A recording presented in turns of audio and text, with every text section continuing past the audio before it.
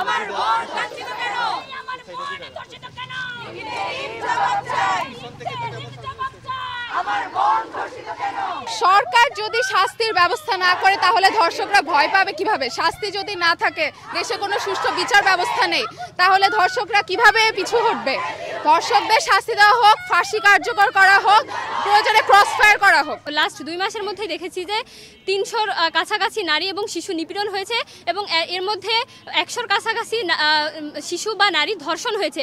তো এর কোনো সুষ্ঠু বিচার কিন্তু আমরা দেখতে পাচ্ছি না, যার কারণে আমরা খুবই হতাশাগ্রস্ত। আমরা নিজেদের অবস্থান থেকে মনে করি যে আমরা কোথাও নিরাপদ কিনা, আমাদের নিজের নিরাপত্তা নিশ্চিত করার উদ্দেশ্যে আমরা আজকে এখানে এসে জমায়েত হয়েছি এবং আমাদের দাবি হচ্ছে যে অবিলম্বে নারী এবং শিশু নিপীড়ক যারা আছে বা ধর্ষক যারা আছে তাদের বিচার করা হোক এবং শাস্তির আওতায় আনা হোক। তাদেরকে বিচার করার মাধ্যমে আমরা চাচ্ছি না যে মব ভায়োলেন্স বেড়ে যাক বা আমরা গণপিটুনির মাধ্যমে আরও বেশি বিশৃঙ্খলা বাংলাদেশের মধ্যে সৃষ্টি হোক।